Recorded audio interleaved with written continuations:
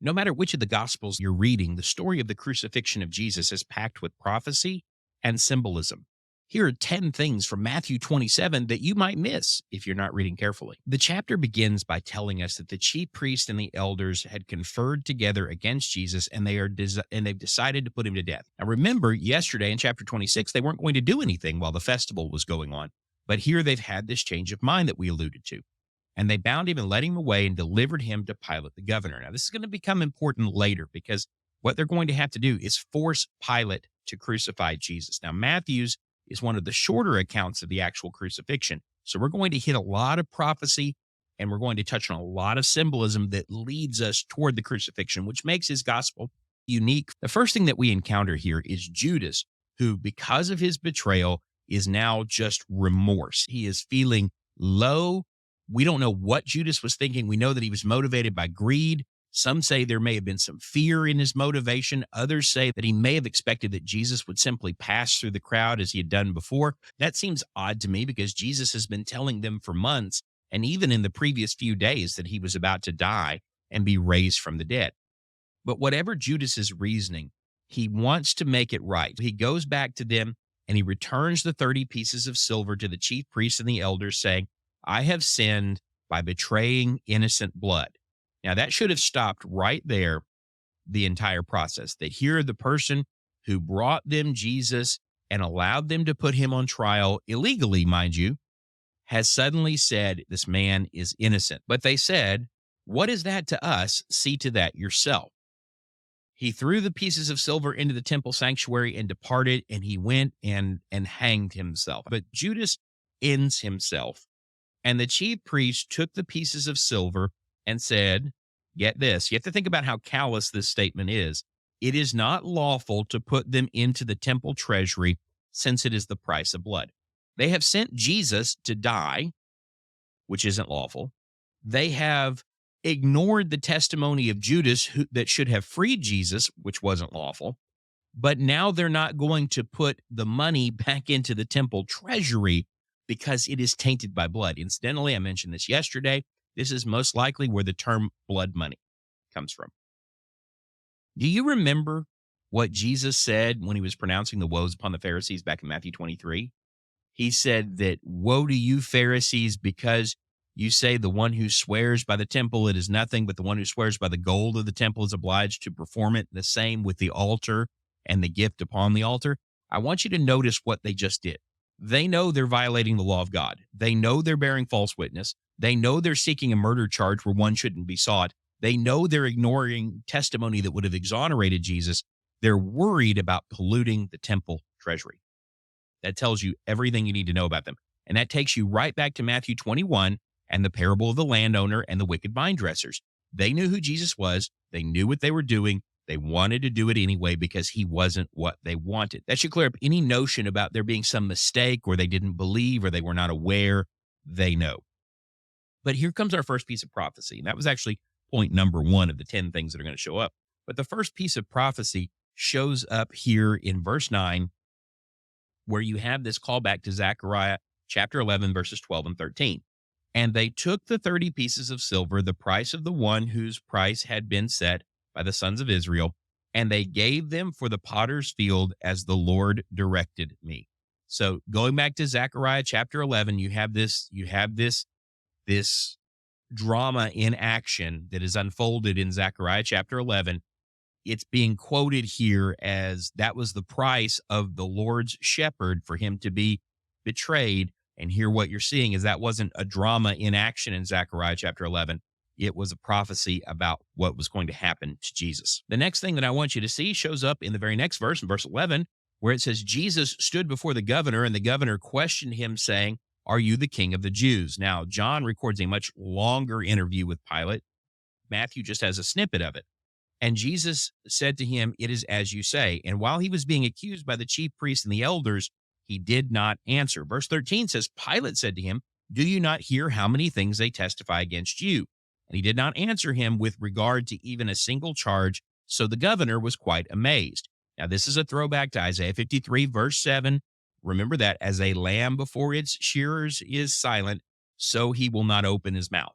Again, this is Jesus fulfilling prophecy. Now, the next thing that I want you to notice, and I'm going to add this as a bonus because it goes with that Isaiah 53 reference, but it shows up in verse 15 where Pilate asks them, "Who do you want me to release to you, Barabbas or Jesus?" Remember, he was going to be numbered among the criminals. But this is something cool, and I'm also going to consider this a bonus under that second one. But he says Barabbas or Jesus, who is called Christ. That word Christos is the word Messiah. That meant that people were calling Jesus the Messiah, which is a Daniel 7 reference. They were thinking that he was the fulfillment of what they were waiting on from God.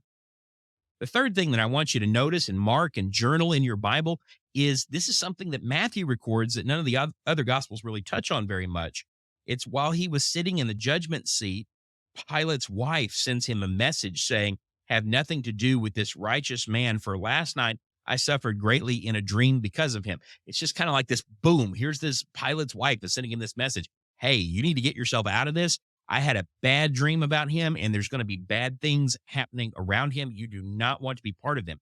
But the chief priests and the elders persuaded the crowds to ask for Barabbas and to put Jesus to death. I'm going to call this part of that third point, but I want you to see that here Matthew is saying, here's who put Jesus to death. It's the chief priests, it's the elders, that would be the Pharisees and people like that. It is the leaders of the people. It is not the entire Jewish nation that was out to get Jesus's blood, as is sometimes portrayed in the media. It is these men. Now, they are persuading the crowd. Remember, they were afraid of the crowd just a few days before. But the governor said to them, "What do you want me to do? Which of these two do you want me to release for you?" And they said, "Barabbas." And Pilate said to them, "Then what shall I do with Jesus, who is called the Christ?" And they all said, "Crucify him." And he said, "Why? What evil has he done?" But they kept shouting all the more, "Crucify him." This is the leaders of the people. And when Pilate saw that this was accomplishing nothing, but rather that a riot was starting, he took water and washed his hands in front of the crowd, saying, "I am innocent of this man's blood. See to that yourselves." And all the people said, "His blood shall be on us and on our children." Now, that's an interesting reference. I'm not going to call this a piece of prophecy. You see statements like this over in Joshua chapter 2, where Rahab is given the instruction that nobody's to leave her house because if they do, then we're innocent of that blood. That basically what they just told Pilate is, "You're innocent. We accept all the responsibility for this." And the leaders of the people are whipping the crowd into this frenzy so that they'll say this. Pilate releases Barabbas, and the next thing we see is that Jesus is taken by the soldiers into the praetorium and gathered the whole Roman cohort around him. So you've got all these soldiers around him, that he's being stripped and he's put in a scarlet robe, and they've plaited this crown of thorns and they put it on his head, and then a reed in his right hand. So they're really playing up this kingly image, but they're making it painful. They're basically making a joke about him being the king. And they were kneeling down before him and mocking him, saying, "Hail, the King of the Jews." And they're spitting on him, and they took the reed and they began to beat him on the head. So they're beating the thorns in the crown into his head with the stick that he's holding like a scepter. And then it says, after they had mocked him, they took the scarlet robe off of him and put his own garments back on him and led him away to crucify him. Now, Pilate's already scourged him at this point, up here in verse 26. And as they were coming out, they found a man of Cyrene named Simon, whom they pressed into service to bear his cross. And so that's an interesting little aside. That's not one of the main points that we're going to make today, though. So they're taking him to this place called Golgotha, which means the place of the skull in verse 33. And they give him this drink mixed with gall, mixed with sour wine. And after tasting it, he was unwilling to drink. And when they had crucified him, he's not dead yet, but he's being nailed to the cross.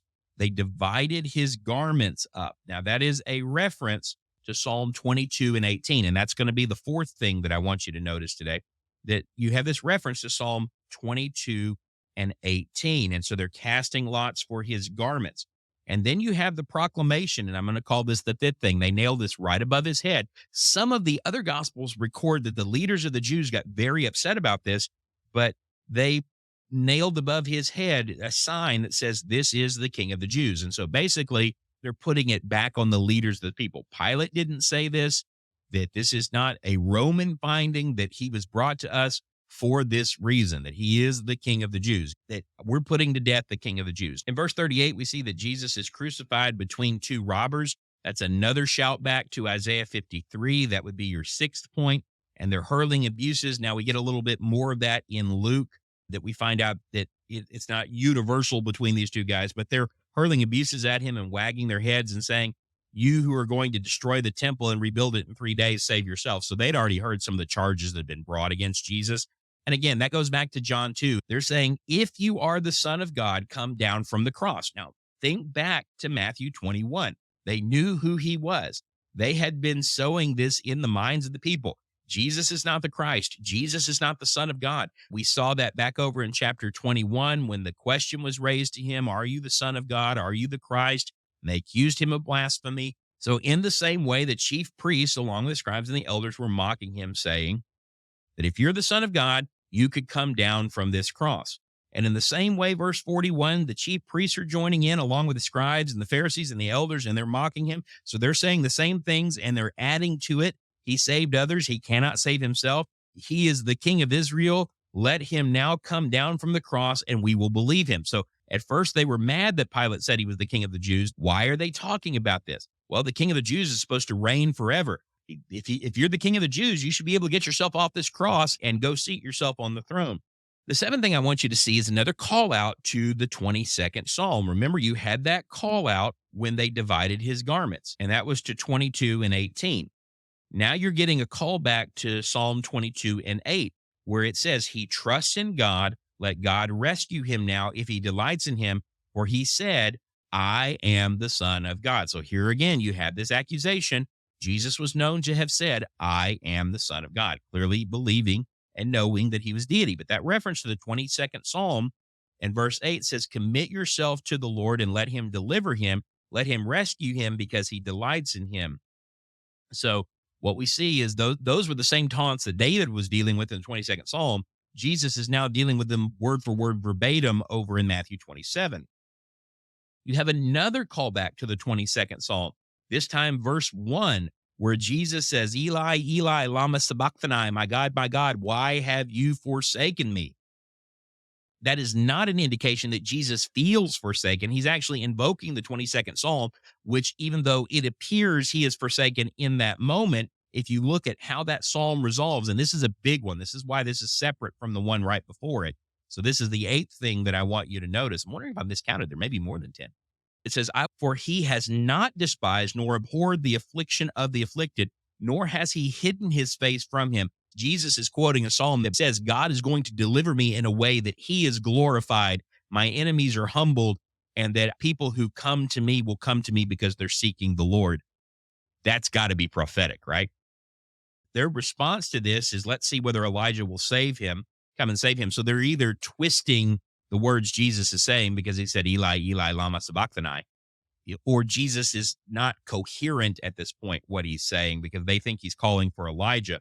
And it says that Jesus dies. Now, Matthew does not make a specific reference to this, but I want to close out that Passover lamb imagery, because one of the things that does not happen before he's taken down off the cross in verses 57 through 60 is that his bones are not broken. It was almost always the case when someone was crucified, their bones of the legs were broken. But the Passover lamb, the bones were not supposed to be broken. And that fulfilled prophecy from Exodus 12 and 46, from Numbers 9, and as well as the 34th Psalm, verse 20. So this is something that's referenced both in the instructions of the Passover lamb in Exodus and Numbers, and then also a prophetic reference in Psalm 34. There are three things that happen when Jesus dies that indicate how big this was. Now, the other gospels tell us the sun is darkened during this time, but Matthew records three things that I think you should take note of. When Jesus dies, the veil of the temple is torn in two from top to bottom. The earth shakes, there's an earthquake, and rocks are split apart.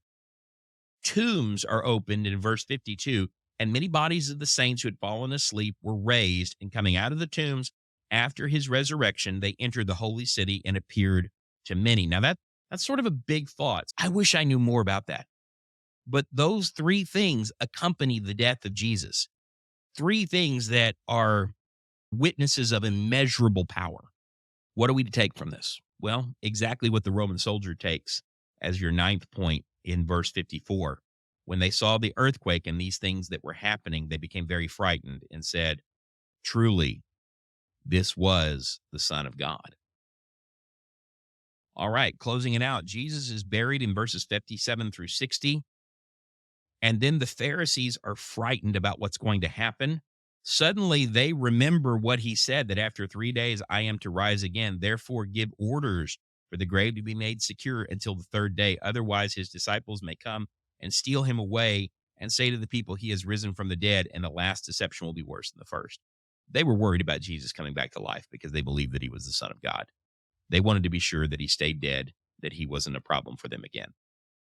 So, 10 things in Matthew 27 that you absolutely need to have journaled in your Bible that are proof that Jesus is the Son of God and that he died for you. There's a lot more we're going to unpack tomorrow in Matthew 28. Subscribe for more. And until I see you again, have a good day and God bless.